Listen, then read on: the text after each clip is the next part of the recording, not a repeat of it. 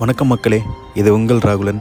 நாம் அந்த வாரம் எங்கே வந்திருக்கோம்னு பார்த்தீங்கன்னா, கரமால் நடக்கிற ரமதான் ஃபுட் ஃபெஸ்டிவலுக்கு வந்திருக்குறோங்க.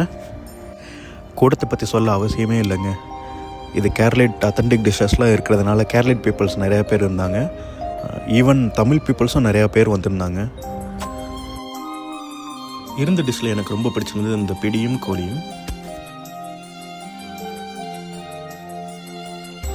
ஒரு பக்கம் சவுத் இந்தியன் அத்தன்டிக் டிஷ்ஷஸ்லாம் கொடிகட்டி பறந்துட்டுருக்குன்னு பார்த்தா, இன்னொரு பக்கம் நார்த் இந்தியன் அத்தன்டிக் டிஷ்ஷஸும் கொடிகட்டி பறந்துட்டு இருந்ததுங்க.